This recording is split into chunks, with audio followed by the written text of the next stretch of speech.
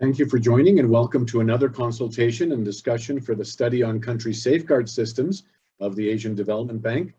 This consultation forms part of the stakeholder engagement that supports the Safeguard Policy Review and Update process, or the SPRU, as you may hear us refer to it as. My name is Azim Manji, your consultation moderator for this session.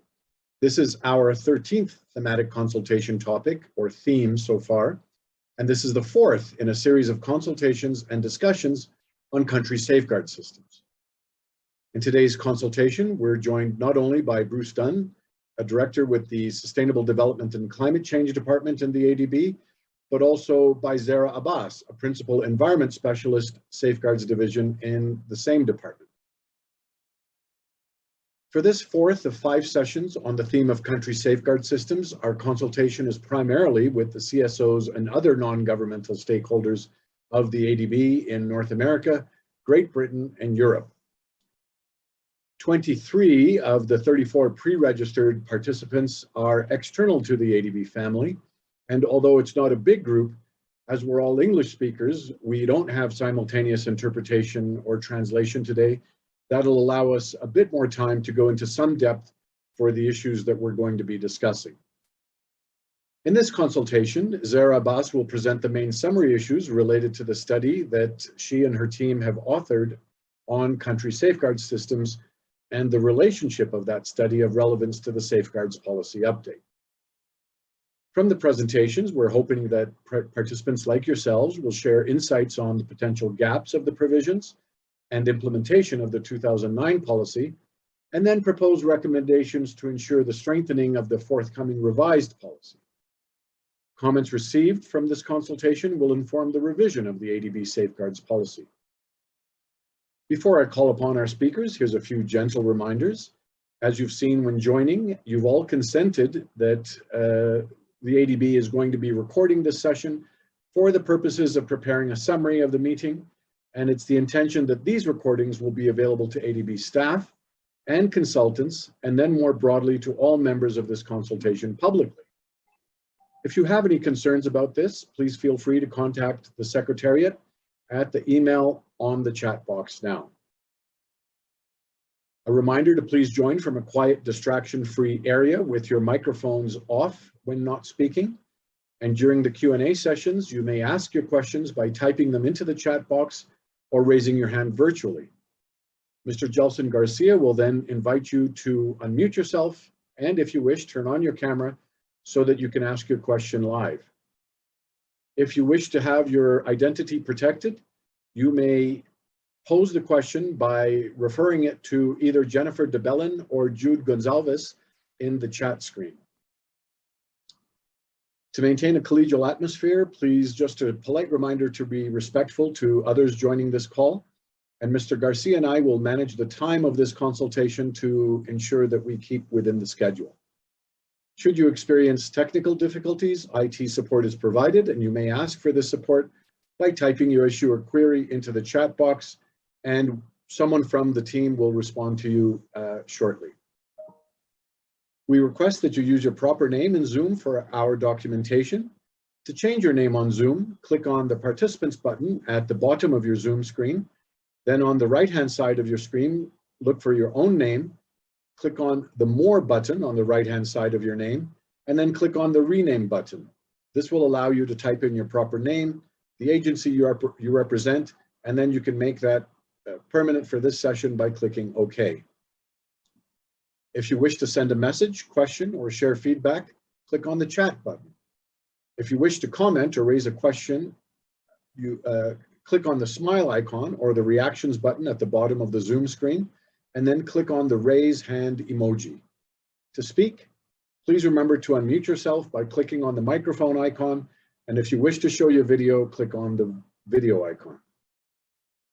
The next slide shows how ADB values diverse and informed feedback.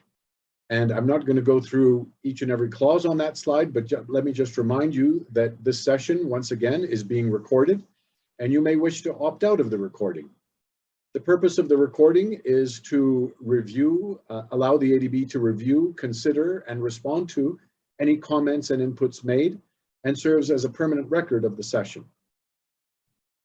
If you have any issues or concerns regarding the recording, confidentiality, potential risks, abuse, or any other kind of discrimination during the course of these consultations, please get in touch with the Secretariat through the email address that's on the slide or that appears in the chat box. For this consultation, we have about 2 hours, and here's what we have planned to maximize both your time as well as ours. First, Bruce Dunn will provide some welcome and contextual remarks. Mr. Dunn, for those of you who have joined us before, is a director of the Safeguards Division within ADB's Sustainable Development and Climate Change Department.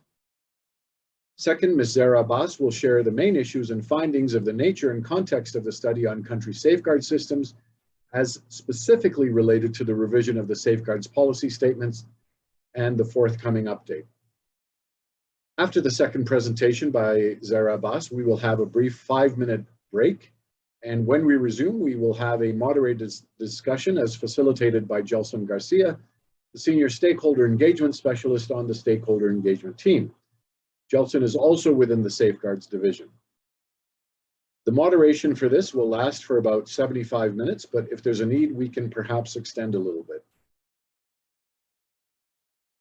A reminder that you may ask your questions and share experiences live in the chat box, and you may also post your question anonymously by sending your question to Jennifer DeBellin or Jude Gonzalez, whose names appear in the chat box. Please send them a private message in the chat if you don't wish to reveal your identity. You may also send messages after this consultation to the Safeguards email address, and a response back to your question will be emailed to you directly. This will also protect your identity.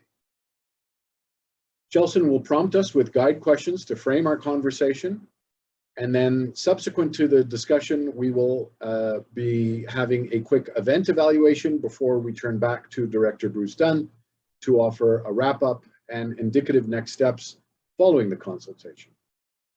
As such, and without any further ado, I'd like to call upon Director Bruce Dunn for his welcome and contextual remarks. Bruce, if you please. Thanks very much, Azan, and good day and welcome. Thanks so much to everyone for joining this session today. We're here for a regional consultation with civil society on country safeguard systems, or CSS. As many of you know, this is being organised as part of the review and update of ADB's 2009 Safeguard Policy Statement, or SPS for short. Now, I'm pleased actually to see many of you that are joining, and also looking at the registration list. Many of you have joined previous consultations, so it's always great to have you back and to continue a dialogue. I also see that there's a number of new people that are joining today. So to start this session, I'd like to just give some brief background into the process of updating the SPS, and in particular for those new participants, just to provide some of the context. Now, ADB launched the process to update the policy in August 2020, and this followed an evaluation of the effectiveness of the SPS by ADB's Independent Evaluation Department. And that evaluation study, in brief, had 5 key recommendations that included, firstly, to update and modernize the SPS, building on the evidence from SPS implementation experience, and also looking closely at recent safeguard policy updates of other multilateral financial institutions. Secondly, they recommended that we develop a new approach to the strengthening and use of country safeguard systems. So, clearly very relevant to the topic today. Thirdly, that we should strengthen ADB's own oversight and implementation framework for environmental and social safeguards. Then fourthly, that we should focus more on enhancing guidance for our borrowers and clients. And then lastly, that we should focus more on building skills and capacity, both for ADB's own staff as well as for our developing member countries and clients. Now, at that time, ADB management endorsed all of the recommendations and then launched this update process. It's expected to run for about a 2.5-year period, and at this stage, we are looking to have the ADB board consider the new policy by March 2023. although we will extend that if necessary so that we've got sufficient time to engage with stakeholders and get consensus on the policy. Now, if you're looking for further information, you can go to ADB's website. You'll find there the stakeholder engagement plan, also a background paper on the approach for the policy update. And then there's a series of analytical studies that we've been preparing to inform the stakeholder consultations, including one for this topic on country safeguard systems. We'll also provide the link to this in the Zoom call chat for those of you that are wanting to go straight over there. Now, in today's consultation, as mentioned, we're going to be focusing on experiences with the strengthening and use of country safeguard systems. And this is actually one of the key objectives of the SPS itself, which was to help our borrowers and clients strengthen their safeguard systems and to develop the capacity to manage environmental and social risks. And this was included in the safeguard policy statement as a goal or an objective, really because it is a development goal in its own right, and one that we feel needs to be continued in its support. It's really a long-term issue, actually, for engaging and supporting developing countries in our region to strengthen their policies, their laws and regulations, and help them converge towards what we might consider international good practice, and of course to build implementation, commitment and capacity. And I think that's an objective that's shared not only by ADB, but I think of course by many other development organizations and by civil society. The stronger laws and regulations that we can have in place, the better. We've been looking at this actually carefully over the last decade, and we've seen a lot of positive trends. In fact, there is already a lot of convergence. Although it's up and down, of course, there are changes. And I think we've seen perhaps some rollback in commitments and policies over the last couple of years. And of course, that is a concerning trend, and we want to see that more upwards momentum. Now, to support that momentum, ADB's been playing its role. We've allocated more than $50 million in technical assistance for strengthening country systems over the last 10 years. We've provided that through both regional technical assistance as well as some country-focused support. We've used that to assist some of our member countries with policy and legal reform, also the development of guidance and tools, plus training and other forms of capacity building. And in addition to that, we often twin or piggyback further technical assistance with projects. And this comes where we've seen the need for additional technical expertise, assessments or capacity support to supplement the borrower or the client's capacity for implementation. So there might be, for example, a piggyback technical assistance, which then runs alongside the actual investment. So there's a number of ways that we try to address this, both at a sort of a systemic level through cooperating directly with countries, but also down at a project level, which is quite important to link those two. Now, in addition to this, those of you that are familiar with the ADB policy would know that there was also an option to trigger a modality for the potential use of country systems. So when we're providing financing, the ADB safeguard policy statement is always the benchmark for projects and for ensuring compliance with that policy. But we did consider that there may be cases where you could show that the country safeguard systems were equivalent in terms of having laws, regulations that would be the same as the ADB policy objectives, scope and policy principles, as well as for them to have acceptable implementation capacity. But that has only been so far explored in 3 countries, Indonesia, India, and Sri Lanka. And so far, actually only one agency at a national level in India that has received accreditation. So, we've approached that fairly cautiously. It's fairly intensive assessments, and that's something that, we're having another look at. Now, my colleague, 05Apr22, is going to present some further details on some of these issues that I've just touched on. She'll be presenting to you the findings of some benchmarking that we have been doing, and also some of our own perspectives on the lessons learned and some options for consideration. But, importantly for this session, it's really about hearing from you.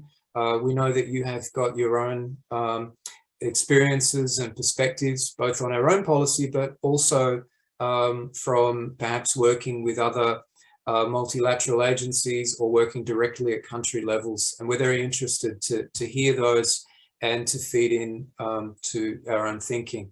I have to say it's also a fairly complex area to work in, because we'd like to be able to make some progress here in strengthening systems, but we also need to be aware of the risks in using those systems. So, we're looking to find some practical, or as the evaluation department put it, pragmatic solutions that can help us find a way forward. So, with that, again, thank you so much for joining the session today. Looking forward to hearing from you. But first, before we go to discussions, I'll pass over to Zara for her presentation. So over to you, Zara. Thank you. Thank you so much, Bruce. That was a very good background. So that makes my job a little easier for the next session. Can I have the next slide, please? Thank you. So I will, as Bruce explained, I will be going into discussing a little bit about our policy, how we look at the strengthening and use of country safeguard systems, and the study that we undertook, which consisted of a bit of a comparative analysis and a study of our own experiences and the implementation challenges that we faced, and then what we learned from that, and so that can be presented to you all, and you can we can have a discussion around what could be the next steps and how it could be approached. So can I have the next slide, please?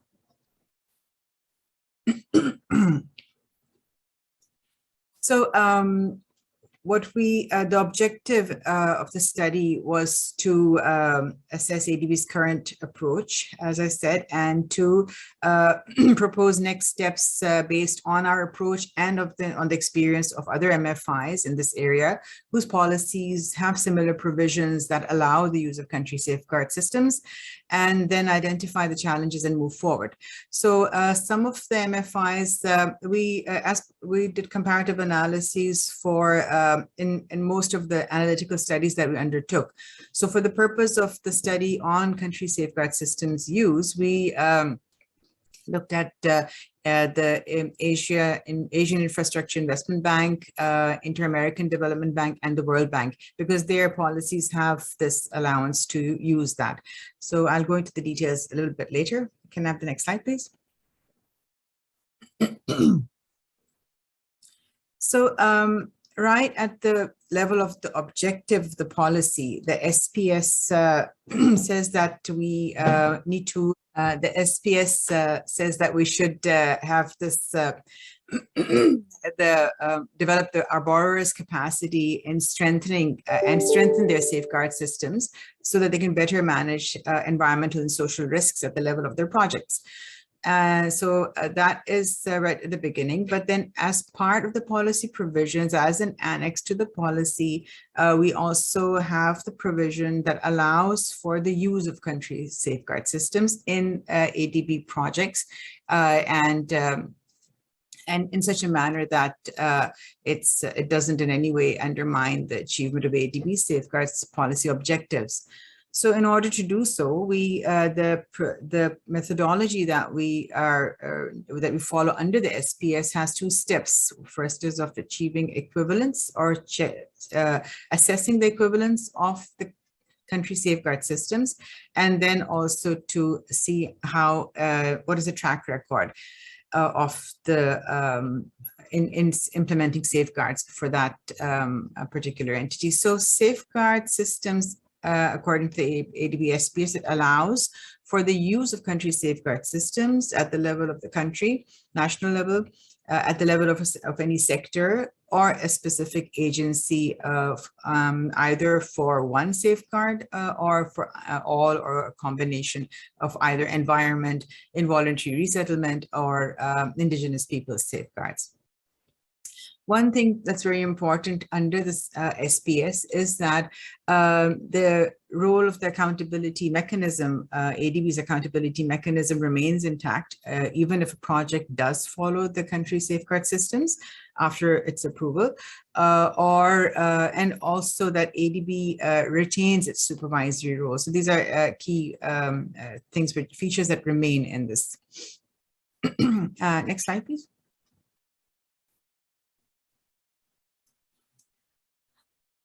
So as I mentioned, I'll just over here go into a little bit of detail of the other MFI systems that we looked at briefly with the available information that we have at this stage. So what we saw that for AIIB and for IDB, they both undertake reviews of the client's safeguard systems. And if these are found to be materially or functionally, depending on the different terminologies that the two banks use, and if they're found to be consistent in this manner with the objectives of their policy framework, and if the system is adequate to address the risks and impacts of the project for which it is proposed, in that case, the use is allowed. So looking at the World Bank, they also support the use of borrower safeguards frameworks if it addresses the risks and impacts of the project and achieves the objectives that are materially consistent with the World Bank's environment and social standards. So that these are the two. This is how their methodologies are. But in the case of all the three of them, if there are any gaps found between the systems of the borrower systems and the systems of the bank, then a time-bound action plan is prepared, and that becomes a part of the legal agreements. Another observation that we made while we were looking at the systems with regards to the World Bank approach was that they also look at the possibility of using country systems at the level of standards. So should a standard be found to have a successful implementation, I mean, if the standard equivalent, the national systems equivalent to that standard are found to be successfully implemented, then that standard can be used. And they have recently applied this in the case of where they, instead of using the labor and working conditions standard number 2, they where international relevant labor organizations reported that the national labor laws were successfully being implemented, they use the national labor laws. So, but that's in a very limited case, and that was what we, and it's not widely been done yet. And then the World Bank also, at the request of the borrower, can conduct an overview assessment of the borrower's CSS and its implementation capacity, and that's done with the objective of identifying where the borrower's framework needs strengthening, and that can be used to find avenues for capacity building, and how the World Bank can support the client in that area through capacity building. So these particular overview assessments, while they're done to review capacity, can also be used to assess material consistency with the ESSs of the World Bank. Next slide, please. So as Bruce mentioned, the evaluation of the SPS that was conducted by ADB's Independent Evaluation Department recommended that a more pragmatic approach was needed for the use of CSS, with a more sustained approach towards legislative policy and capacity development, and through broader set of financing modalities.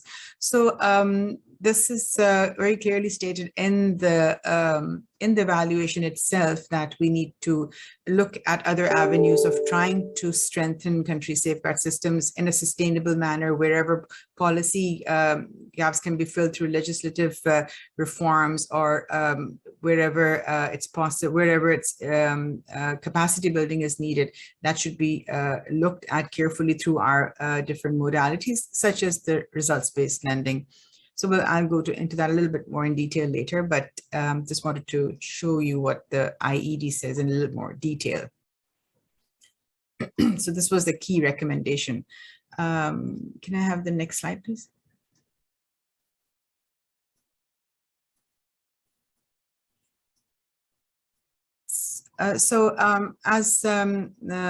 Bruce gave an overview of how ADB has been involved with capacity building for CSS. Now, this is in support of the objective statement, essentially, that ADB lays an emphasis on building capacity for country safeguard systems. So one of the areas, apart from the support provided through technical assistance programs, where we've assisted with developing guidelines and implementing trainings and other such things. In 2016, through also developing partnerships with other MFIs. In 2016, a coordinating body was put together with development partners to support the strengthening of CSS, and this included ADB, AIIB joined later, ADB, Australia's Department of Foreign Affairs and Trade, and the Japan International Cooperation Agency, and the World Bank. So this is called the Joint Regional Community of Practice, or Joint COP, on safeguards. So the goal of this COP is to bring country safeguard systems to international good practice standards and share diagnostic work amongst the partners to ensure alignment of the partners' procedures on CSS, and also build capacity of our borrowing countries in their CSS, their national systems. So one important step that was undertaken under this partnership was the development of safeguards learning centers in Southeast Asia, and they're together with the World Bank. This was a key step that was taken, and these were in the Philippines, Vietnam, and in Indonesia. So strengthening of these partnerships is also something that we should be looking at next, but we'll come to that later. Next slide, please.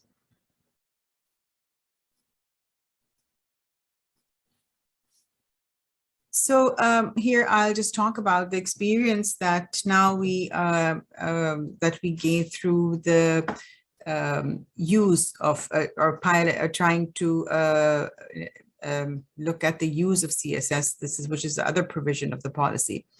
So in 2017, ADB reviewed the corporate safeguards framework of Power Grid of India and approved the use of CSS at the level of Power Grid for future ADB projects. Now, Power Grid has its own safeguards framework, and it also has the authority to amend it. So the safeguards assessments, when they identified gaps between the systems of Power Grid and ADB's SPS, an action plan was prepared for filling those gaps, and that was then included in the legal agreements for that project, and it was implemented. So following the power grid experience in 2017 and the period between 2017 to 2019, three other national level requests came, or from the DMC's requests came. One was also from the government of India, and the next was from the government of Indonesia and Sri Lanka. So the request was to assess the feasibility of using their country systems for future ADB projects. So in 2017, we started the work on looking at the use of agency level CSS in Indonesia for environment and involuntary resettlement safeguards for Indonesia's state-owned electricity company, PLN. Now, the difference was that unlike Power Grid, PLN also has its own, Power Grid has its own safeguard systems. PLN does not have its own systems and follows the national safeguards framework for implementing its projects. So an assessment of the equivalence was undertaken. And in this case, ADB's SPS policy principle for environment and IR, along with several components, were compared against the relevant national laws and regulations for environment and involuntary resettlement. And wherever gaps were found between the systems and ADB's SPS, the gap filling measures were identified and discussed with PLN as we went along. So, and for acceptability, the implementation practices were reviewed in detail. So this entire process took a considerable amount of time, and for many reasons. One was the availability and accessibility of detailed laws and their corresponding regulations, and then the legal translation into English of both of these, in the case of all of them. And then discussions with other line agencies also had to be undertaken, which were involved in the implementation of these safeguards at the field level. And also discussions with the MFIs involved in capacity building. And here discussions were held with the World Bank because the World Bank had been working with Indonesia and with PLN for some time. So, and had also established the Learning Center in Indonesia to build national safeguards implementation capacity. So the PLN Board of Directors now has the authority to issue decrees that are legally binding on PLN staff and its contractors. And it was this feature of PLN that made it possible to fill the equivalence gaps after identifying the appropriate gap filling measures. So a gap filling action plan was agreed upon between ADB and PLN adopted a decree to implement the gap filling action plan as well. However, the proposal to use CSS for PLN could not be submitted to ADB's Board of Directors due to changes in the national legal framework of Indonesia. And then also around the same time, the COVID-19 pandemic started and there were delays caused because of that. So next was the case of India. And while the power grid analysis was taking place at the very concurrent to that, the government of India also requested to have an overall national safeguards review for all three safeguards, environment, IR, and indigenous peoples, as well as sector level summary equivalence assessments for energy and transport sectors. So for this, the draft equivalence reports of the assessments were prepared and shared with the government for feedback. So once this feedback is completed, it will be possible for ADB to finalize the assessments and then discuss the next steps with the government of India.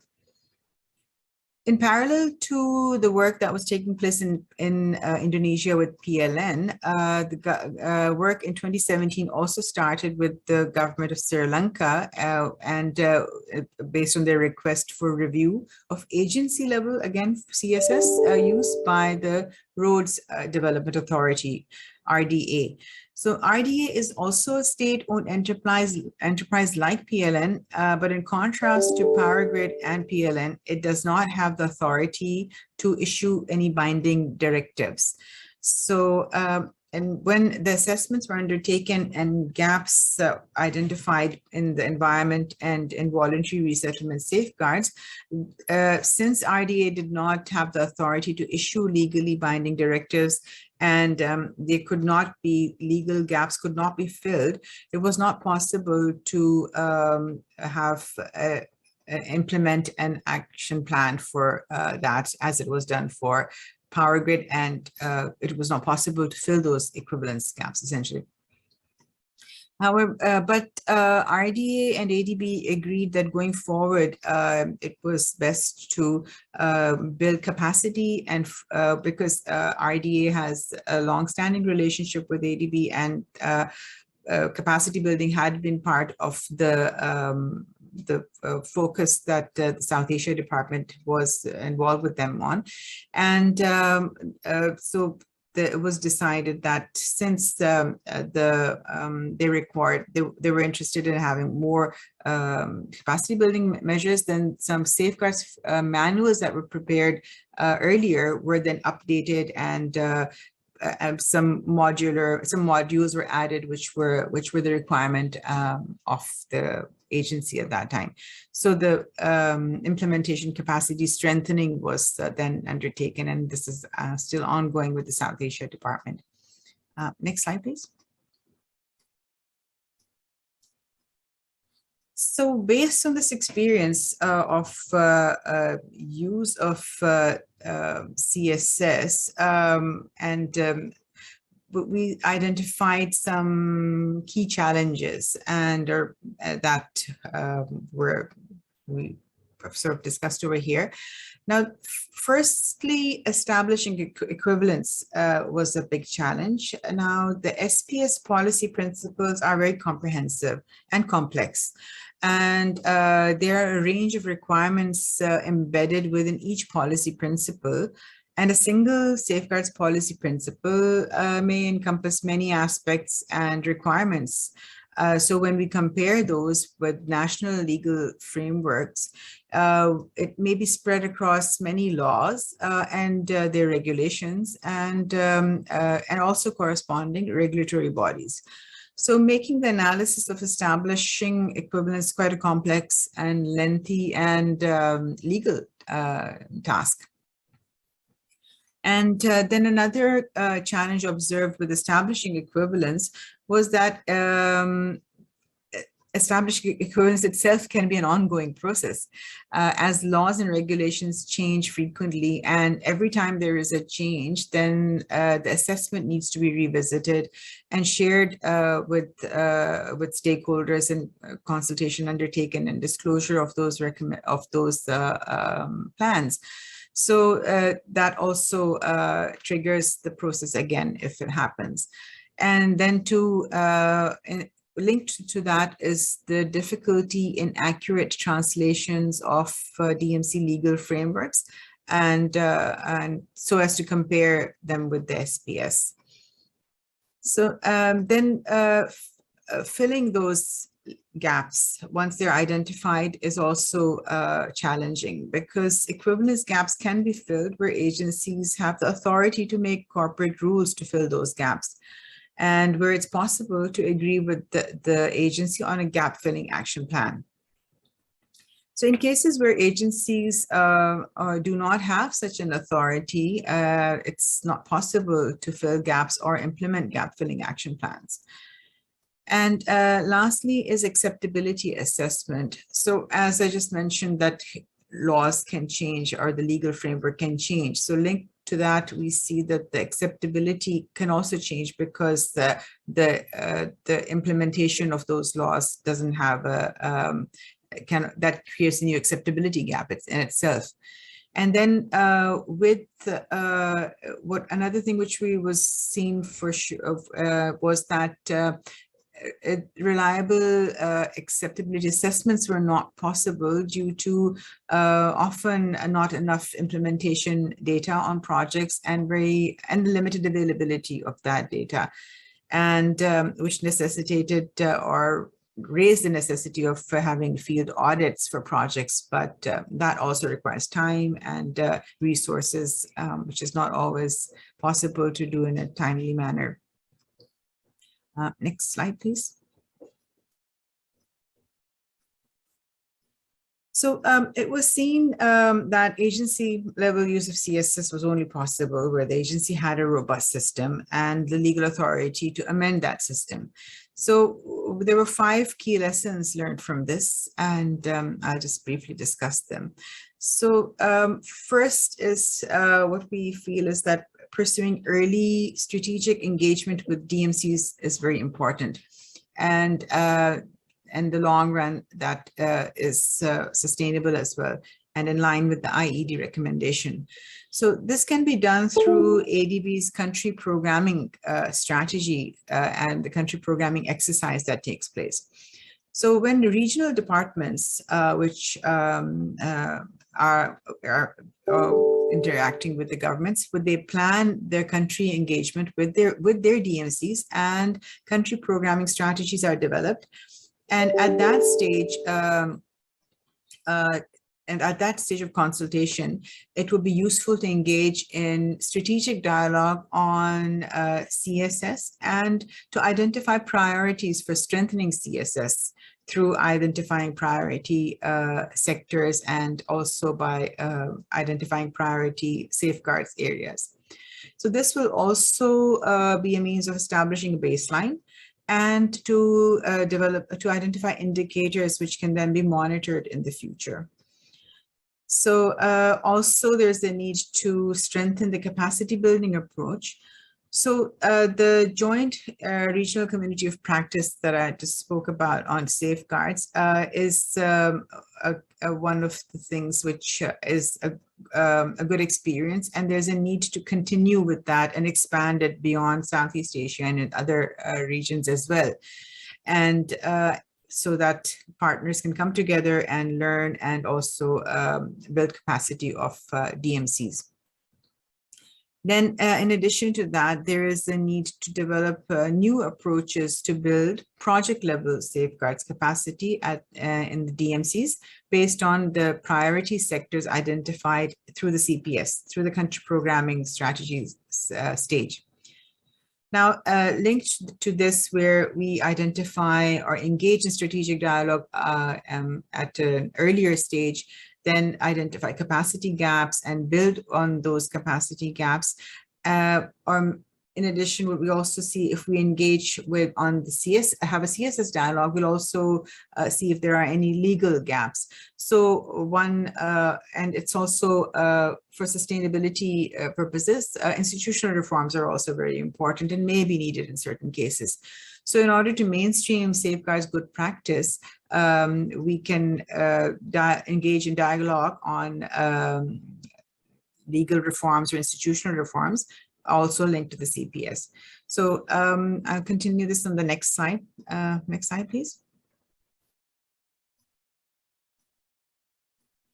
So for this is the progressive strengthening of CSS needs to be undertaken by linking safeguards with financing modalities. So once we have gone through the CPS stage or the country programming stage, engaged in dialogue, identified priority sectors, identified capacity gaps, legal gaps, then one avenue could be through the appropriate modality. Now, one modality could be the policy-based lending, where we can engage with the DMCs and develop converge national systems towards good practice through policy loans and or policy lending, and that would be linked then to the overall strategy. So apart from policy-based lending, another modality which would focus more on capacity building would be the results-based lending. This has been used a little bit, and we are looking at the possibility of how that can be linked to safeguards, country safeguard systems. Now, for the RBL modality, this applies country safeguard systems at the level of a program. Which is supported through ADB financing for a certain component of that program. And in this, the ADB safeguards policy is a compliance benchmark. So program action plans are prepared to fill gaps between ADB and program systems. And so RBLs can be a means to progressively build safeguards capacity at the level of the institution, the program, and then the institution, and then growing out from there. And this will also generate good practice, and also it will improve the practice or improve implementation of safeguards over time. As we just looked at when we're looking at the other MFIs, one possibility could be to also see how they are implementing CSS through at the project level, which is being used by the World Bank, AIIB, and IDB, with a focus on achieving outcomes to address specific project risks. So, we need to look at what the methodologies are there. Another area that could be explored, if we're looking at the use of CSS, could be at the level of standards, and to go from a standard to standard approach by looking at how strong are our national laws and systems around a certain standard. But in each of these cases, if the use is being considered, then gap filling actions would have to be identified with identification of capacity needs as well, and then link both of them to the project's legal agreements. And so in the case of RBL, this approach is already being employed, and we can look at it more carefully to concentrate on how capacity can be built at the level of our different implementing agencies and the ones with which we've been working. So this is all the facts that we've collected and all the information that we have found throughout based on our experience with the assessments on use of CSS, checking the feasibility of use, and then also our capacity building experiences. So I hope this will give you enough information to have a fruitful discussion in the next session. And I'll now hand it over to Azim, who will then take us to the next step. Thank you so much. Thank you very much, Sarah, for that wonderfully comprehensive presentation, and also for providing us with the clarity and the feedback and some of the comparative IFI processes related to the country safeguard system study, and in particular the objective of how the ADB can help borrowers and clients strengthen their safeguard systems and develop the capacities necessary to manage various country-specific risks, as well as the acceptability and equivalency principles which you spoke about. I'd also like to thank Director Bruce Dunn for framing and contextualizing this discussion. We hope, as Sarah mentioned, we can get further feedback from you on what ADB should consider in these general policy topics and areas during the facilitated Q&A session. The session will run for about 75 minutes, but there's a wee bit of flexibility in that. Let's now pause for a 5-minute break, but before I do, can I invite you to please think about a poll evaluation question that we will formally post a bit later on. We want to engage you in helping us improve these consultations by providing us some critical feedback on what specifically we can do to help the engagement flow better, to help the consultations provide us with more feedback on what should be done in terms of revising the safeguards policy statement, and to get some ideas on how we can broaden the net and facilitate more dialogue with not only countries, but also CSOs like yourselves. So with that, just something to think about as we head off for the break. When we resume, we'll start the Q&A session by Gelson Garcia, our Senior Stakeholder Engagement Specialist on the SCP team, who will frame the discussion and set the context for the Q&A session. But for now, if you just want to have a look at your screens, you'll see that there's a countdown timer on the top right-hand corner, as well as some guiding questions. The guiding questions will remain on for the duration of the break, and when that countdown timer approaches or reaches 0, you'll know that it's time to return to your screen. If you're stepping away from your screen, we'll be playing some background music, so as that background music begins to fade and eventually is off, you'll know that the session is about to resume. So with that, we'll see you in about 5 minutes, and have a good break.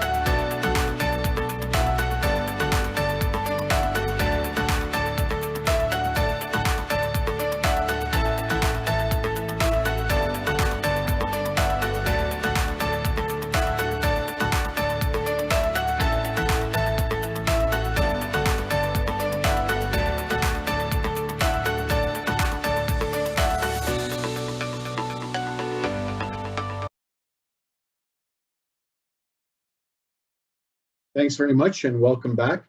We will now have the country safeguard systems study discussions as facilitated by Mr. Gelson Garcia with Zara Abbas's and Bruce Dunn's contexts in mind. Let's now hand it over to Gelson, who will take questions in this order. Firstly, advanced questions. Secondly, questions asked live through the raising hand function using the reaction button on the Zoom screen. And then thirdly, through questions posted in the chat box. Gelson will prompt us with guide questions that you saw on the screen during the break to frame the conversation, and a reminder that you may also post your question anonymously by sending your question to Jennifer DeBellen or Jude Gonzalez, whose names appear in the chat box. Please send them a private message in the chat if you don't wish to reveal your identity, and you may also wish to send messages after this consultation to the Safeguards email address, and a response will be emailed to you directly. This will also help protect your identity. Please then join us for a quick event evaluation before turning you back to Bruce Dunn to give us a wrap up of the next steps following the consultation. But for now, let's start without any further delay. Over to you, Mr. Garcia. Thank you, Azim. Good evening from Manila. Good morning for you who are joining from the East Coast, and good afternoon for you in Europe. We are now in the important part of our consultation, the moderated Q&A.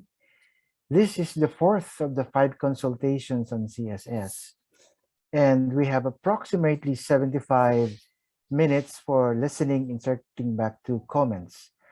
I see that, well, we already have Linnae from the Building and Woodworkers International who raised her hand. You're the first person I will call, but I also want to recognize the presence here of colleagues from the Institute for Energy Economics and Finance Analysis, or IFA, the Center for International Environmental Law, as well as the Integrated Development Foundation from Bangladesh, and also from Treasury has been consistently present in our previous consultation. So we have a relatively smaller number this time. So feel free to come in with many questions. So while you're formulating your comments or questions, I have just a few points to guide our discussion. As most of you come from the North America and Europe, which are ADB's non-regional member countries, we'd like to hear your views on the topic that deals with the strengthening of and the approach to using CSS. Again, it's really important that we start with the basic definition, because this gets asked to us in previous consultations. So as you know, in the 2009 SPS, or Safeguards Policy Statement, the country safeguard system is the country's legal and institutional framework consisting of its national, subnational, or sectoral implementing institutions and relevant laws, regulations, rules, and procedures that pertain to the policy areas of environmental and social safeguards. So it's sad to hear from you, because I know that some of you have for many years been working with local partners or in the region. Some of you may even have monitored some project where safeguards implementation is being monitored, and is where CSS may have been applied. And some of you also have comparative knowledge of how other MFIs, such as the World Bank, has been using its CSS and the lessons learned thus far. Second, we sent you 3 questions last week, and this is being flashed on your screen again. The point there is that hopefully you had the chance to think them through before our session. Again, the questions are: what are the advantages and disadvantages of the SPS approach to CSS, and what are your recommendations for the new policy? How could ADB better work with its clients and affected communities to strengthen CSS and the capacity to use it? And are there good practices outside of MFIs that ADB should be looking at with respect to country safeguard systems. I'm pretty sure that our colleagues who work on the labor and working condition and costs will have a few good practices to share. And to help us respond to your comments, we have Bruce and Zera Bas. We also have Mr. Ricky Barba, the Principal Safeguard Specialist who leads ADB Safeguards implementation for the South Asia Department, and who himself is quite involved in the use of CSS in the two countries in Asia, particularly in India and Sri Lanka, that were mentioned in the presentation. Then Ms. Irina Novikova, the Principal Social Development Specialist, is also in our panel.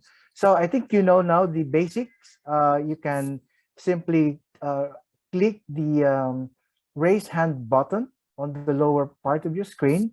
You can also write your questions in chat, and then I can call you accordingly. So I think we have to start the discussion, and I see Linnea Wickstrom raise her hand. Good to have you again, Linnea. The floor is yours. Thank you, and hi everyone that I saw this morning as well. So we are getting very used to each other.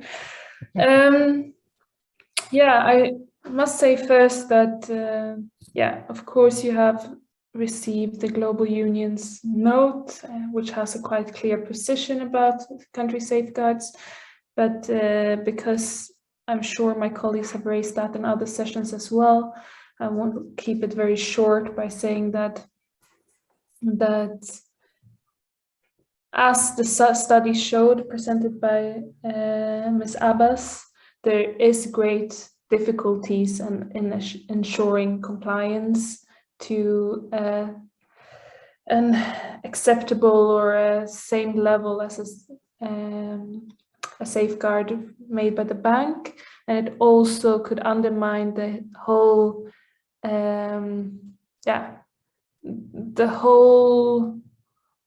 function of normal safeguards to ensure that the loan projects are conducted responsibly, and that they can routinely be monitored, and that also the ADB staff will have the capacity to monitoring it, which they would have if they have their own safeguards, while if you're tied to a certain country's laws and regulations, it can be harder to monitor.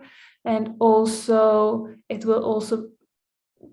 very difficult to adjust as political decisions take place. And if you're then reliant to this, maybe your whole compliance to, for example, labor standards could fall within just a political change. So yeah, we see a great concern by it, and we prefer to have strict social safeguards within the loan policy. But just from my personal curiosity, maybe as the question also, what do you see as the benefits? Because I didn't really understand that from the presentation earlier. What would be the benefit of taking such a route? I hope I made it clear that we don't think that that's a benefit, but what would you see? Why is this a suggestion, maybe? Thanks, Linnea. I think we'll stop there for now, but I will definitely get back to you because I know that you have the global unions have submitted their position, and if you can also share with us after these initial responses from ADB about the main position of your network on the CSS in particular. So I think you actually raised a very important question about what exactly are the benefits for using CSS. I know that this is always tied with the outcomes, but let me start with Bruce to provide a more institutional response, and then I will after him I will call Ricky Barba to provide a much more nuanced or country-based lessons thus far. So why don't we begin with you, Bruce? Okay, thank you very much. Thanks, Lene. Nice to see you again. We were in the earlier session today on asbestos, so thanks again for coming back for this one. So let me start with your last point, your question around what you see as the benefits. One, I started to touch on this in my opening remarks, that we see firstly a long-term development goal to strengthen country systems, and a focus on strengthening country systems that can develop essentially laws, regulations, and capacity that meet international good practice, that are consistent with international conventions, those that are ratified at the national level, gives us, all a more level playing field and a better outcome overall, not just for development finance projects, but for all projects in a particular country. So, that's the goal. And I think that's been a goal for many, many years. One, if you go back to the Paris Declaration on Aid Effectiveness, of course, there's a focus there on donor harmonization, but, also increasingly moving towards that goal of aligning with country systems. But, it is certainly still an ongoing challenge because the laws and regulations are very diverse. Of course, they're tailored to different situations, circumstances, and governments, changing governments over time and their own priorities. So, I think it remains a goal, one that we should certainly pursue as development institutions.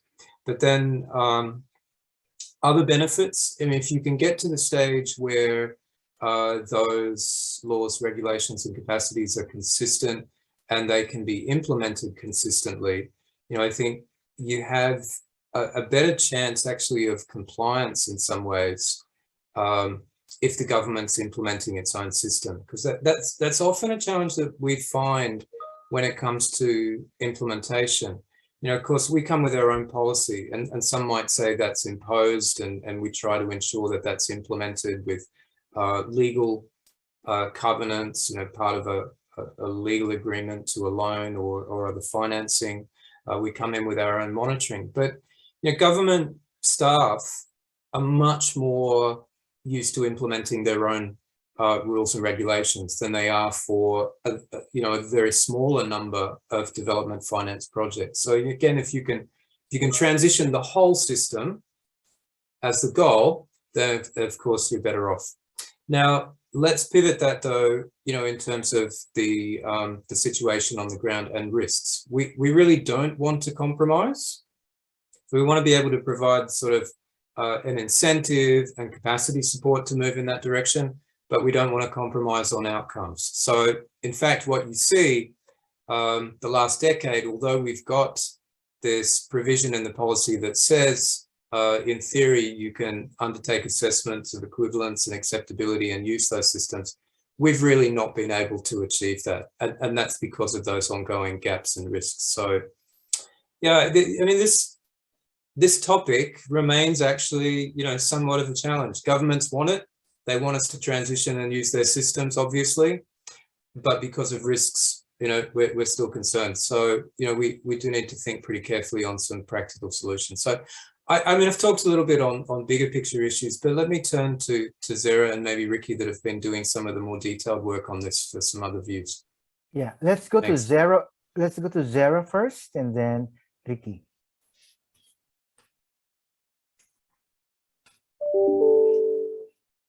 Yeah, thank you. Well, let me explain a little bit in the principle of the matter. So in principle, the country systems, when we look at projects for ADB or any development financing institution, when a donor goes in and the project is conceived, mostly we have the practice of project management units or project implementation units that are formed around that project. And mostly they are implemented by people who are working in that unit on a short-term basis. And that is in terms of capacity. So when we look at it from the perspective of capacity, once the project, when the project is being implemented, yes, we have good systems, we have a thorough, robust EIA that is being implemented, or social safeguards that are being implemented, and that unit implements it for the purpose of the project. And once the project finishes, that capacity which is built for that institution through that particular unit dissipates, and it's not retained in that institution or in that agency. Now, from the side of the legal side, or if we're looking at the laws, if there are gaps in the legal system, now again, in principle, if living in an absolutely where things can be done the way you want them to be done, and you see that there are national laws, and the national laws are benchmarked against, say, ADB's or any donor's laws, and there are gaps. And you see that if these gaps are filled in the national system or the national legal framework would improve. It would be more, it would become stronger, and it would have, it'll be more comparable to best practice. So yes, if it's possible to fill those gaps legally, then at the end of that project, you would have a robust or a more robust national legal framework. So, and then the same goes for capacity. Now, if we are talking about an institution and you see that the capacity of that institution, when an acceptability assessment is undertaken, could be improved by adding staff. Then if staff is added, then that staff stays with that institution and capacity is built in a sustainable manner. So in principle, if the approach of CSS can be implemented where you can strengthen the national laws and you can build capacity by filling those gaps, then you would have a more robust safeguard outcome at the end as well. So, but what we see is that it's filling those institutional or those legal framework gaps are very, very difficult. And it's a very, very long process. So which is why we see that a longer, more sustainable engagement, say at the level of a strategic level, where we're working with the governments when their country programming strategy is being developed, and we identify that, okay, over the next 4 to 5 years, these are those areas in which the government would want to work with ADB. And then ADB also identifies with them that these are certain legal gaps, or these are certain capacity gaps that if we work together starting now, we can fill them over this the period of this country program. So sorry about this very long lecture, but I hope that answers that question. Thank you. Thanks, Zara. And Ricky, may I ask you to come in, please, because I know that there is a increasing interest on the use of CSS from many DMCs, including from the region where you are leading the safeguards implementation. So if you could actually walk us through the, why the interest, and how has it been benefiting those countries or other stakeholders where ADB used the CSS, please. Thank you, Gelson, and thank you, Gelson, and hello, Linnea. We've met before, and actually I saw you on the asbestos, although I didn't turn on my video. So hello again. Yes, so Gelson asked me to talk about the experience. Actually, I've been working on the CSS work with STSS in South Asia, and I think I can answer the question as Sarah has already talked about the benefits, and Bruce as well. But I'd like to talk about the perspectives in the countries that we worked in. So on two specific issues that I picked up from you. On benefits, for example, I think Zara mentioned this, but it was a very comprehensive presentation. But she talked about the manuals developed for RDA. So in Sri Lanka, we worked with the Roads Development Authority. When we did the equivalence, it was not equivalent. So, but we looked at the acceptability, and the practices were quite good. So what was the benefit in that? We actually helped them develop their manuals further. Now, if you can imagine, these manuals are even thicker than the SPS, which is very thin. They have comprehensive manuals to do environment resettlement and mostly environment and resettlement. Now, these are applied to all projects that RDA does, regardless of the funding agency, regardless if it's a own government funded project. So they follow this and they have their own staff that implement this. So one of the things that we were able to introduce is to actually improve some of the modules. For example, over time, they had realized that roadkill was a very important issue in Sri Lanka with roads projects. You know, they have big mammals like elephants, and roadkill and the mitigation measures, etc., should be addressed. So that manual, it's been drafted. It's part of the work of CSS in building capacity. And once that's approved by RDA, that stays with them as part of the manual. They will uniformly implement that regardless of the funding agency, right? I mean, of course, when you actually do the implementation, there may be differences because there may be more funds for some rather than others, but the methodology will become more uniform. And I think this is a very big benefit when you're dealing with the capacity building side of CSS. I think, Zara had also talked about this. Ownership is very important. When you're implementing a manual that you feel is the agency's manual, right? It's easier than when you are applying applying SPS because ADB financing requires that you apply SPS. So, there's a difference in how you view things.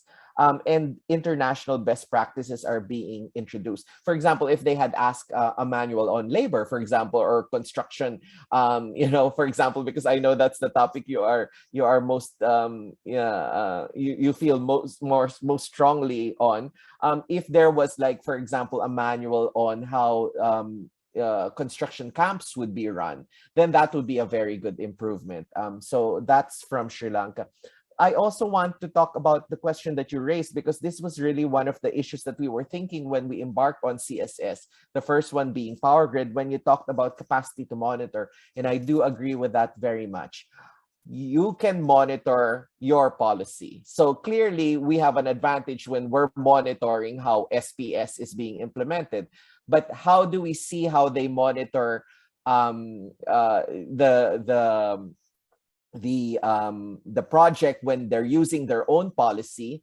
Well, there are two answers to that I would like to contribute. One is that we look at equivalence and acceptability. So essentially, if we had applied the CSS, there would be equivalence and acceptability of their own system when you compare it with SPS. But of course, again, I really understand your point. But one of the lessons that we learned is that there are also advantages to that. Yes, in the beginning, we were worried about how we would monitor something about the implementation of their own system. But as you know, there are two sides of the coin, right? We can monitor SPS very closely, but they can also monitor better and see different things. I think I'm remembering a discussion we had in the past, whereas we were thinking, maybe it's the workers that can monitor better occupational health and safety. I can monitor occupational health and safety on the basis of SPS, but there is also a different view when someone else is monitoring, particularly when the person monitoring is the one who knows the policy best. So again, we look at equivalence first, if it's equivalent, and also acceptability, the track record on how things have been implemented. For Power Grid, we had a very long relationship with them, and we knew how their monitoring would go. And it was quite robust. I mean, it's different from how SPS and us as safeguard specialists generate the monitoring, which is based on how we feel, certain issues have to come in. So yes, there's always two sides, and you can harness the advantages of both sides, in my view. So thank you. Thanks, Ricky. I know that these are three responses to your question, Linnae, but I think I myself am learning from this lesson. So yes, any follow-up, Linnae? Just very quickly, of course, we have acknowledged also before that we see that ADB can play an important role through the interventions and improving the labor rights situation through working with the policies of countries, and also through specific interventions such as strengthening inspectorates or specific of these. But that when it comes to project safeguards, that there's still an importance to have implementation on the project level. And I think that's maybe a bit responding to, okay, should you have this big goal, the overreaching goal to improve the country's compliance affecting one project worker? And I think that's where we are very concerned, but I think you share that concern when you're looking at also how to develop it. So I just wanted to, of course, we acknowledge that there's positive impacts of working with institutions as well.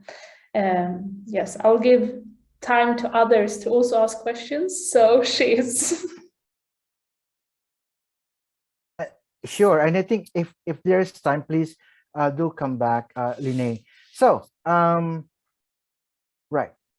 I see Mr. Grant Hober from the International, I would say IFA. I know this is a mouthful, but I've actually been reading a lot of work of IFA.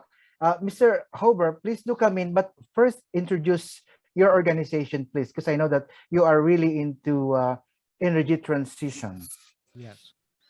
Well, yeah, thank you. Thank you very much, Jelson. And for those of you, Zara, Ricky, Marco, others that are on this call, I'm proof that reincarnation exists. I am former ADB staff. Yeah, so IEFA, what is this IEFA group? The Institute for Energy Economics and Financial Analysis. What we are is sort of a non-government organization, think tank that tries to do objective analysis of energy sector issues with a particularly great focus on the greater Asia Pacific region.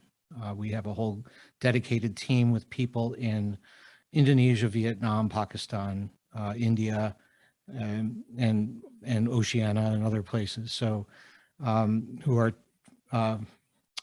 really tracking these issues. And one of the things that we see as an opportunity here through the SPS and some of the other policies that are evolving right now within ADB. I guess a lot of times the policies can exist on their own and they are applied serially to a project to see it go through the checklist and get through to completion. But to borrow from Ricky's Sri Lanka example, we want to kind of address the elephant in the road, which is, is climate change and climate change adaptation in the context of SPS and CSS.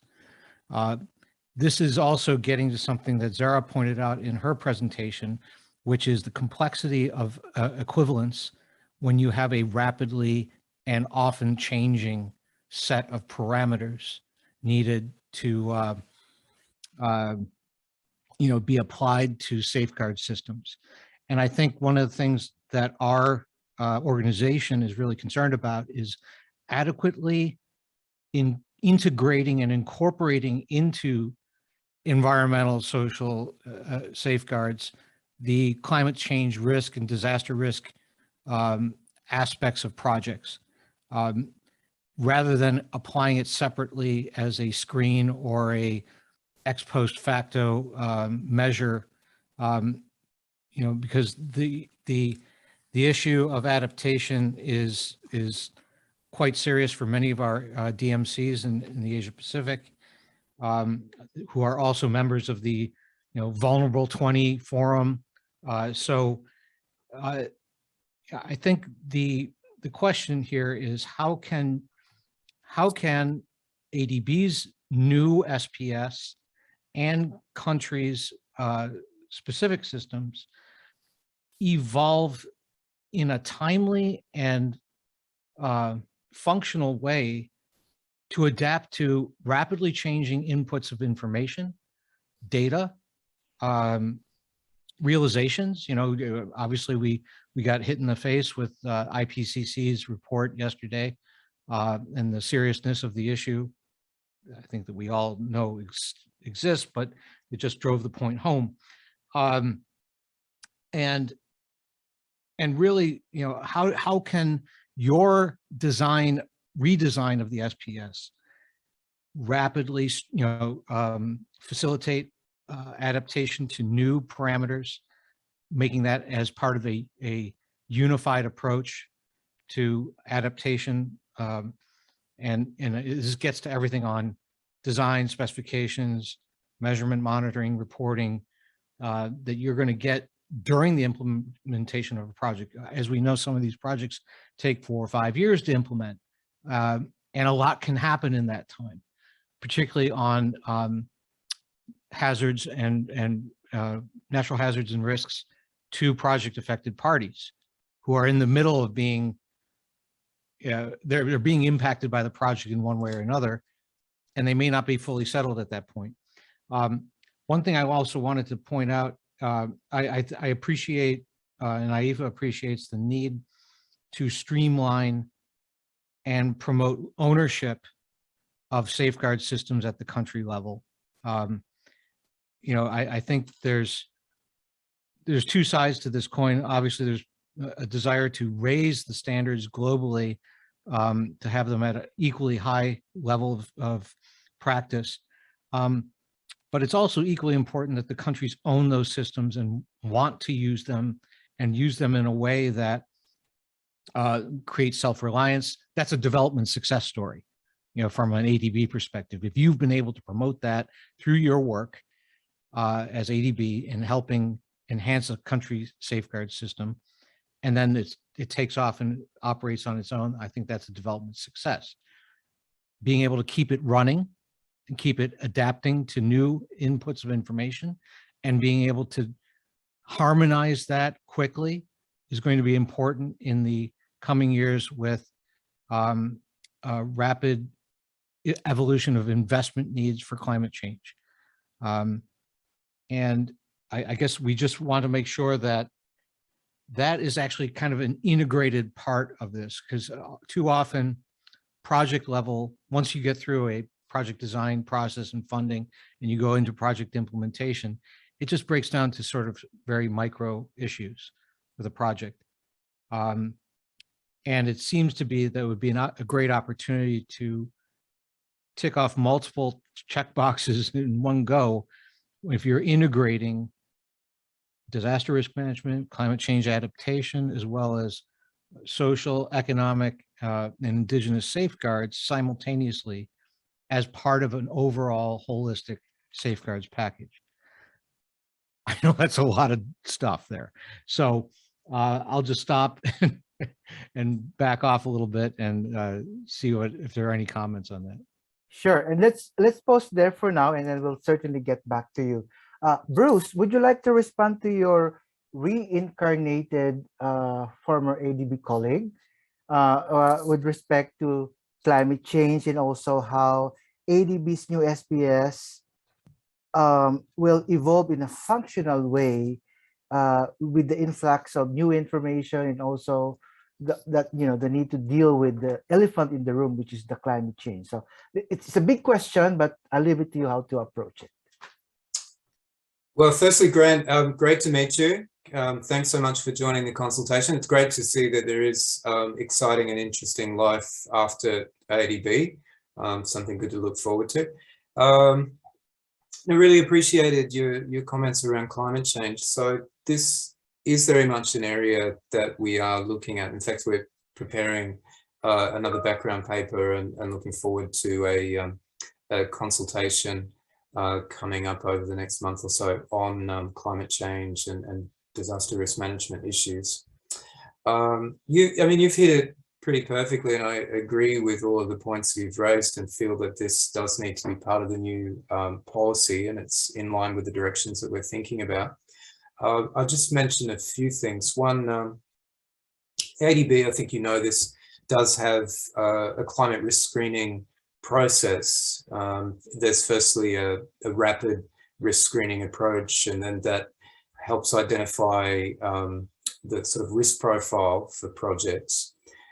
Then for any projects that are considered at high or moderate risks, would then undertake more detailed assessment, looking at further on climate risks and vulnerability, and that is intended to then feed into project design issues. But I think you're very much aware that that largely focuses on the impact of a changing climate on the project. And it doesn't really get into looking at the relationships of the project with climate risks. And of course, there's an interface there.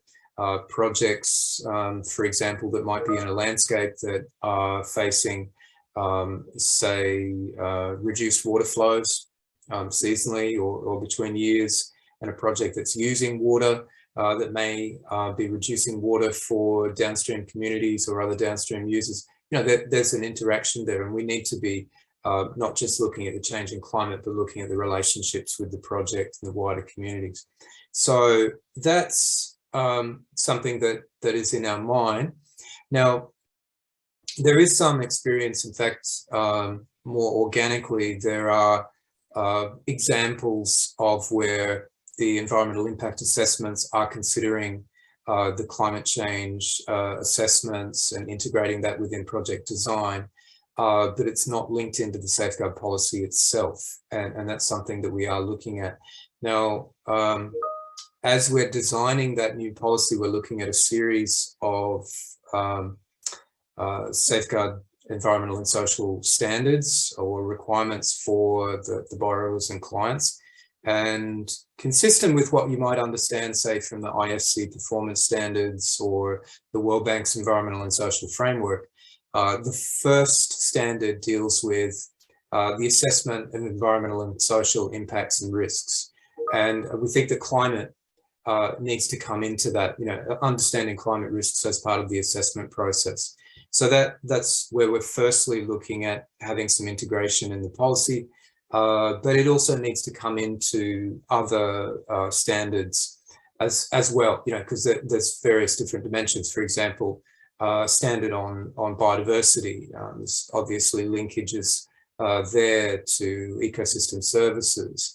Of course, you need to engage with communities around climate risks as well in the relationship with the project. So there's interface with stakeholder engagement processes. So, you know, I think there's a lot of aspects to consider in terms of the policy. Couple of other thoughts to add, though. You may have some further thoughts on this as well. You mentioned rapidly changing data, and I think this is a challenge because it's a highly complex and technical field, and each time there's further assessments from, you know, IPCC or from other bodies. Like we've been working with Australian CSIRO around, you know, downscaled modelling and assessments for the Pacific, and you know, there's a lot of technical expertise that's required. So this is where we need to think about that interface, because you put it in the standards for the clients and borrowers and make it their responsibility. You have to support that process as well, and see how you can do that in this dynamic changing environment. So you need technical support, you need long-term monitoring support. Then two other considerations. One is we need to be careful that we're not just pushing climate change into a narrow project confine, because obviously with adaptation and resilience, it's a much broader approach that you need than just trying to go at a project level, which sometimes pushes you into more sort of project level climate proofing rather than being able to, say, take wider landscape or sector processes, or for large urban areas. You know, you've got to look at that broader approach. So you have to get that in there as well. And then the last one is the political dimensions. And this is where the costs of adaptation is still, you know, I think more generally well accepted now, but still is a political issue and coming up in terms of negotiations. So if we make requirements around addressing climate risks, something embedded in the projects, you know, we feel that, you know, some of our developing member countries will have concerns about then bearing those costs. So we have to, you know, look at that dimension as well. But yeah, a lot to consider there, but certainly very important and something I expect to shape up in terms of the new policy. And really happy to have you here and to hear further perspectives. So thanks. Pass back to you, Gelson, or back to you, Grant. Yeah, Bruce, I just want to add on to that, Right. I think we definitely appreciate the fact that this needs to be part, your point there on not getting too micro on the project. A project sits in an overall system, a holistic system, which, in the context of climate change may be part of a country's NDC commitment, might be part of their long-term strategy. And that should be, I think one of the things that we're seeing is a broader emphasis on in the public realm on climate smart public investment and development and management of projects. I've been working with the World Bank on something where they're coming up with a global climate smart public investment policy and management system, where they're looking to do that from a top-down perspective on all public investment. So the theory here is make the most climate mitigation or adaptation impact for every public dollar spent, regardless of sector or type of project that you're doing, so that you can do multiple things with $1.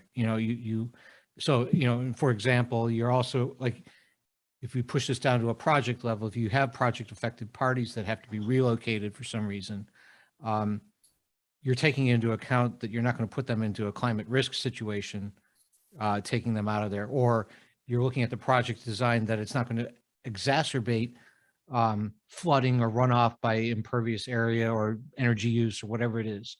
And I think that's going to be a challenge for ADB here going forward, and something to consider in the SPS, given the fact that the bank has said you're going to adopt Paris Agreement alignment within a very short period of time. That would kind of go with that sort of holistic approach to aligning operations with projects and those climate change aspects. Tough task, because there's a lot to think about, and you don't want to just make it another checkbox. It actually has to be integrated into the thought process. So just sorry, just throw that supplement on there to our discussion. No, that's great, Grant. No, I really appreciate that. No, I think we have a smaller group today also for the consultation, so we have a little bit more time. Some sessions we have many hands up, so I appreciate sharing the thoughts. Again, just to say, agree. The work on the Paris alignment and the linkage to the NDCs and the long-term strategies is intended for us to be able to frame up at that country level.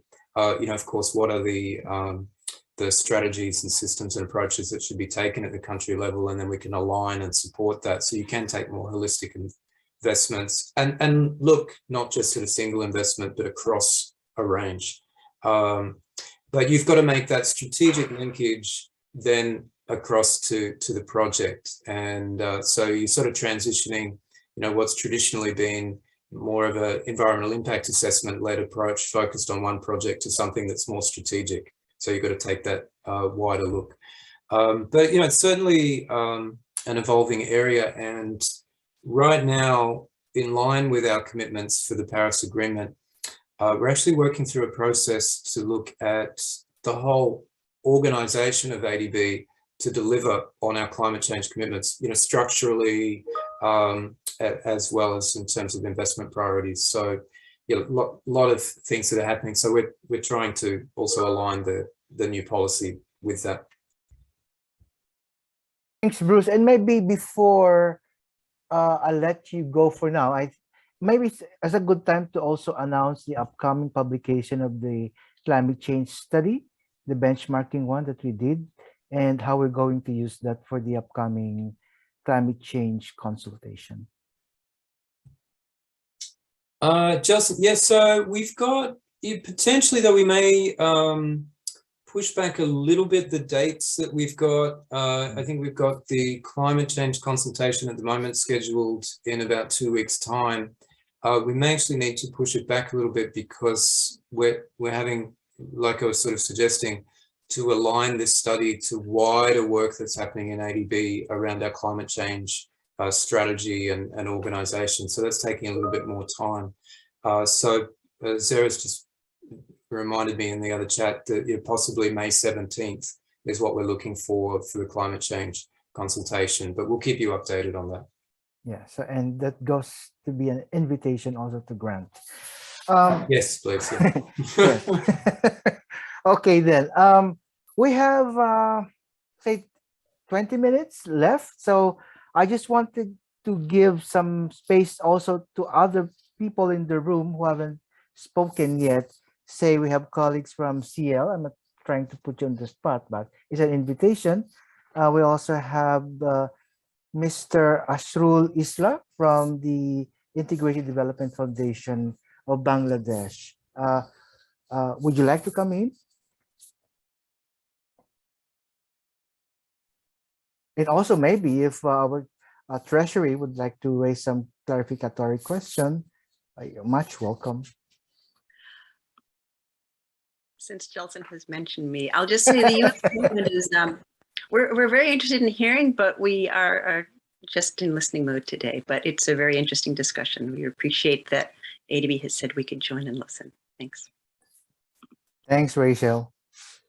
Okay, any follow-up comments from Linnea, Grant, and others who haven't spoken yet? We have time. There is one thing. One thing on that was mentioned about supporting DMCs on adapting their policies and standards and monitoring and implementation. And Zara touched on this during her presentation about the level of technical assistance that's been provided versus possibility of looking at PBLs and RBLs. And I think one of the things that we've observed in speaking with a lot of country governments is that they really like the TA stuff, because TA could be focused on really getting specific expertise and assistance on system design, tweaking, training, and implementation, rather than the much sort of looser approach that a PBL provides. Yes, there's an obligation to do it, but it's a self-managed process. And when you're thinking about something that is very technical, or in this case, adapting to a whole new way of thinking about things, say through climate change and Paris alignment, TA is going to be really important, I think. RBL is kind of in the middle because it does put people under the gun to get the results, the R part, in order to get the financing. But I just don't know, how do you see when you finish this process and are rolling out new standards, is there a plan to have budgeted TA for that? Is that going to be part of CPSs and COBPs? Sorry, country partnership strategy and operation business plans, for those not aware, but just wondering. Good question, Grant. So why don't I turn to Zara and or Bruce on your questions on PBL and what's the budget for this once we have the new policy in place, also for the TA.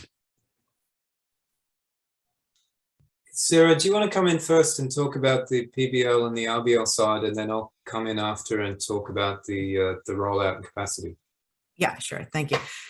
Okay, so yeah, for the PBLs, I mean, this is a discussion that we're based on what we have seen so far. The experience shows that we need more long-term sustainable engagement with governments on this, and going in and looking at the system and just trying to implement CSS or the use of CSS is not easy and it's not possible right away.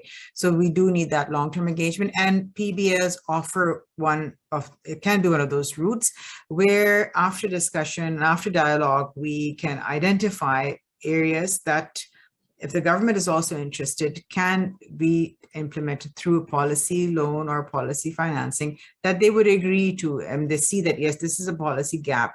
And by filling that policy gap, there can be long-term outcomes for safeguards. And it would benefit in the long run for the government to have such a change. So then another option could be that a policy loan can be done together, or a combined policy loan where you're talking about two different sectors, where it can be a part of some other policy or some other loan where there is interest. So these are all areas that we're still looking at, but looking at our modalities and looking at the challenges we faced, this seems, RBLs and PBLs seem to be those areas where we can have progressive improvement. And it's possible to bring some policy change with, if there is the will of the government to look at it from that angle, rather than just going in and trying to achieve equivalence in that manner, which we find very difficult to implement. So, but I think, and at TAs, I think Bruce can discuss that, the overall plan in the future, but I'll sort of stop there. Is that okay? Thanks, Sarah. Thanks. Okay, thanks, Sarah. So yeah, I mean, maybe just to add one point on the policy-based lending. Of course, in comparison to technical assistance, which usually comes from a grant-based, if you're looking at policy-based lending, there's a cost. And so, you know, that may be a disincentive for some. But what we need to do there is really build the case as to why reforming, strengthening country systems makes sense. You know, of course, we do this around financial sector reform or wider governance approaches because it pays off in terms of one, addressing risks to people, to the environment, which has economic costs, also opening up markets, you know, increasing flow of capital into countries, not just from NDBs, but wider, because you've actually got international capital markets much more widely, including also domestic organizations that are seeking to align with international standards more frequently. So, I mean, this was something that came up in our discussions with, say, Bappenas in Indonesia, the planning ministry, where they saw that goal of strengthening their systems was actually aligned with a broader approach of Indonesia working and accessing international capital markets. So, you know, you want to be able to build that case so that there's an incentive, but, you know, we still have to see. Now, on the wider scale rollout, so there's a few things that we'd like to do. One is a much more systematic approach to country diagnostics that we link in then to the country dialogue and country partnership strategy. So, you know, understand the systems, have a dialogue around opportunities for strengthening. Is there demand for the country? What would be the priorities? Then we can talk about linking in technical assistance or further assessment work. So, you know, start with that systematically on the dialogue side. Then we will need also a lot of resources to implement the new policy. So we do plan to have a capacity building rollout program along this. In fact, we're already looking next year for the first phase of this, which would be a couple of $1 million of technical assistance to get started with developing sort of the training modules and capacity development that we would then roll out through regional country, embedding it with clients and contractors. You know, that has to be broad-based, so we'll get started with that. But then we'd like to look at a longer-term phase of continuing to strengthen country systems. And that's something where we want partners. You know, the more we can converge with others. So, for example, you know, ADB, the World Bank, other NDBs coming together to support country systems, something we do already, but something we can scale up more, and increase partnerships with civil society as well. So that should be part of the program too. Thanks.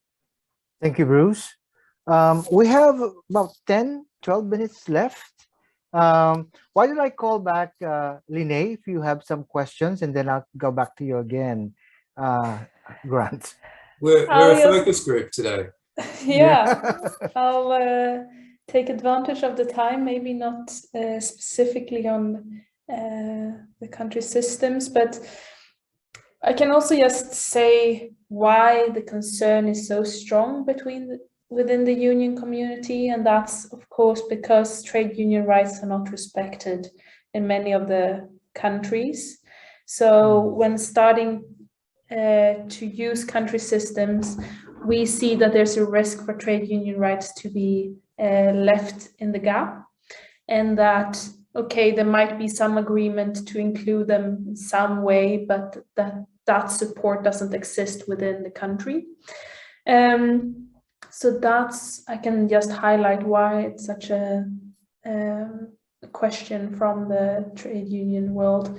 But I think that also comes back to the monitoring, and I know Ricky also mentioned, and me and Bruce have had this discussion, but the monitoring of the safeguards on how we can roll it out, but also how to integrate trade unions and workers into the monitoring is one that we could also consider when working on these technical assistance, and also something that was raised earlier was also the labor inspectorates.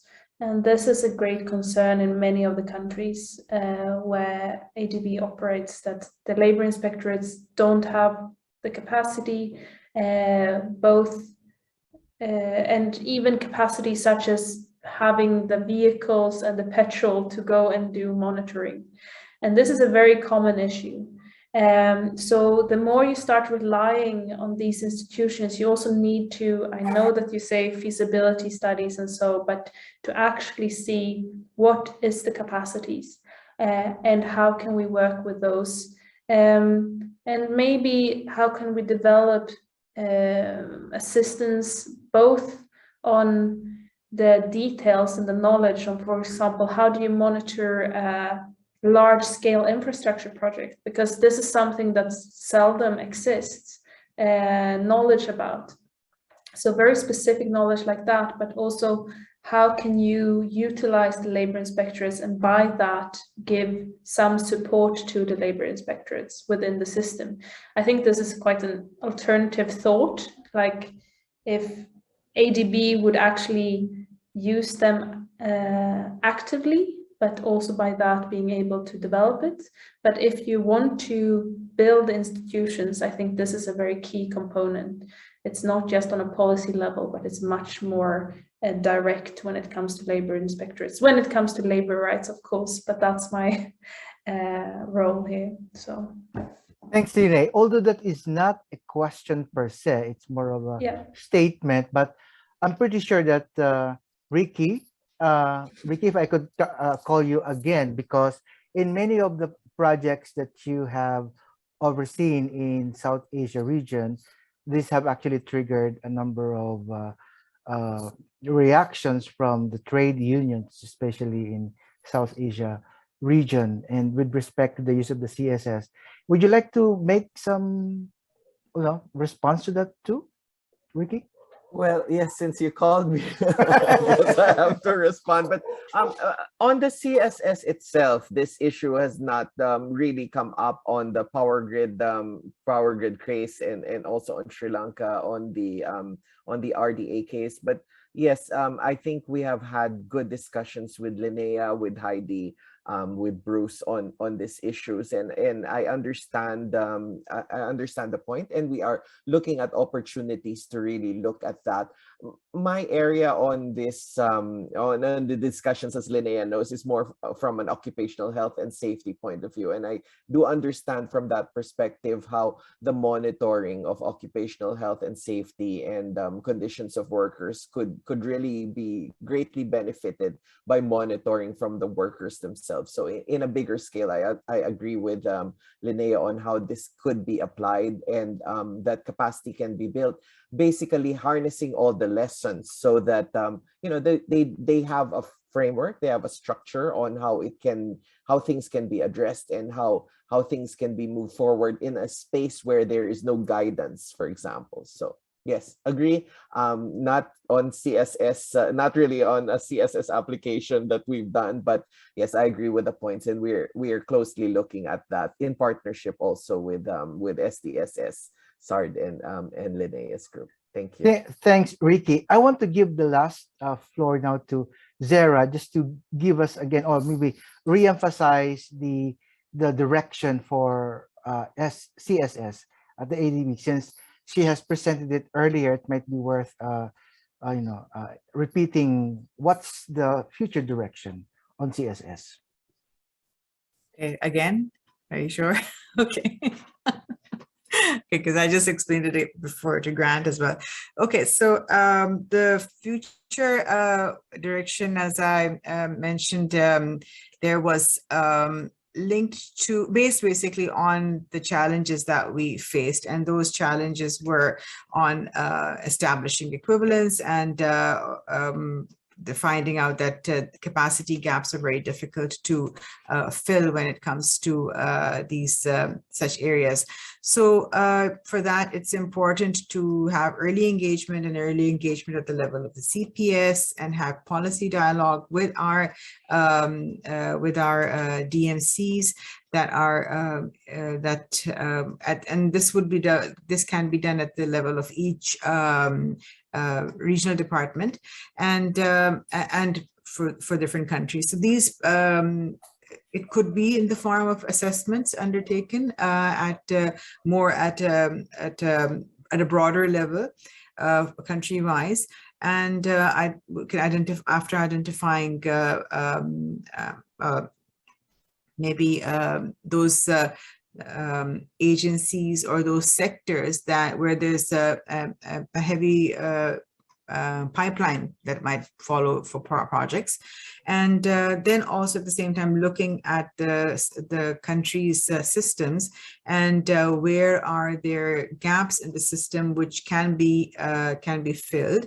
Now, for that, there would be that is why the country programming strategy and the pipeline is important, because when they're looking at it at a higher level, the department as well as the governments and at the CPS stage, this is not done for one sector. So there are multiple sectors, and there's also the overall executing agency of the country that sits together in these discussions.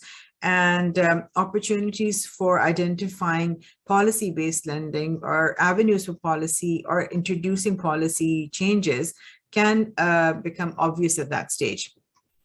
And also the government's appetite for going into such a commitment on a policy level is also can be gauged at that stage. So policy loans can be a good way to go. We can link them to projects also, that a project can have a policy component. It could be a hybrid lending as well. That's why it has to happen at the level of the department itself. And then these assessments can identify gaps or opportunities for strengthening the legal framework as well as strengthening the implementation capacity. So if a government or a country is not interested in or doesn't feel that it's the right time to go into any sort of policy, any sort of legal framework changes, but feels that it, and as we can see also, we saw also in the case of Sri Lanka, was that there's already a good implementation practice and they would want to build on it, because that could be one thing that, okay, we find out opportunities for further strengthening capacity in these in the key implementing agencies we're working with. So for that, yes, the RBL modality is good because there are programs that can be implemented, and then at the level of the program, capacity of that institution can be built in a sustainable manner by if it's identified that possibly more staffing is needed at the level of the field where implementation is happening, or field level offices, then that can be incorporated into the overall program plan. So early engagement, yes, for policy and for strengthening is very important. And that is one thing that we could look at. And how do we fill those gaps? Can be through policy lending or results-based lending, or where if there are robust legal systems that can be strengthened further or that are close enough, then looking at the use of CSS can also be explored. So these are some of the directions, or then going for maybe looking at the use of CSS at the project level only. But these are things which we strongly feel that early engagement for capacity building and strengthening of systems is very important, and we're going to look at it and from that angle mostly. So sorry for repeating myself, Jelson. No, actually, you have expounded it more, and it's much clearer the second time you hear it. So thank you, Zara. And Thanks. also, I think we have reached the point where we need to wrap this session. Thank you to Linnae and Grant for your insightful and substantive feedback. It's actually an exchange. And also thank you for others who were in the listening mode. So on that note, I'll turn you over to Azim to do the quick poll, and I kindly ask that you join us. Azim? Thanks, Jelson, for framing and contextualizing our way forward. And thanks also to Bruce, Zara, Irina, as well as others who responded, Ricky and Patty Moore working behind the scenes. But of course, the biggest thanks to you, I was going to say our stakeholders, but really FGD participants. This was a small and friendly group, and I think we've managed to drill down deeper rather than casting a wide net, which is absolutely essential as well. The clarity of the questions, the sharing of the experiences, and the constructive feedback are all very much appreciated. And just to reiterate that the comments on the CSS that we receive will be considered in the final study report, which will in turn inform the revision of the ADB standard on the safeguards policy. As Jelson mentioned, don't go yet. On your screen, you'll see a Zoom poll. Please rate your satisfaction with today's session, ranging from 1 to 5, 5 being the highest score you can offer and 1 being the lowest. And we'd like to wind that up fairly quickly. There's only a small number of us here. So within the next 30 to 45 seconds, if you can intuitively tap a number between 1 and 5 to give us an impression of how satisfied you were with today's engagement, we'd be very, very grateful. And after this poll, you can also provide your comments and a bit more elaboration on how these consultations and engagements can be improved through going to the Menti app, the link to which is posted in the chat box now.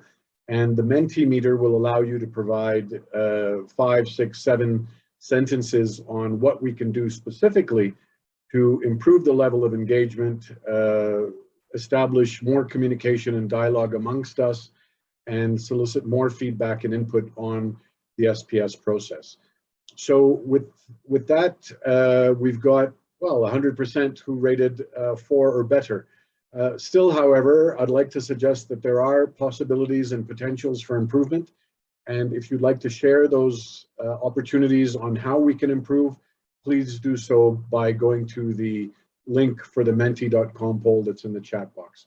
So once again, thank you all for your feedback and overall participation. I'd now like to bring you back to the Director of SDCC in this process, Mr. Bruce Dunn, to provide us with a brief summary of what we've heard and walk us through the indicative next steps. Bruce, over to you, please. Great, thanks very much, Azim, and thank you so much to everyone who joined. We did have very small numbers today, quite a lot less actually than what we had registered for this session, and less than we've had in comparative sessions. This is actually the 4th session that we've done on country safeguards, so maybe there's some influence there as well. But I mean, I appreciated just the opportunity to get feedback, particularly, thank you, Grant, thank you, Linnae. To have a chance to speak in a little bit more depth with a small group of people. So as maybe a impromptu focus group, I really appreciate it. Now given there's a small number of us, I think we've probably got a pretty good shared understanding in some of the key issues. So I don't want to repeat a lot of details. I'll just mention a few key points.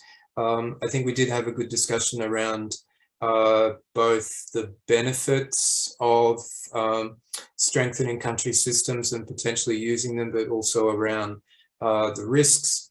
Of course, we want to transition countries to international good practice, but there are gaps, and those gaps would need to be addressed, of course, before we could use those systems.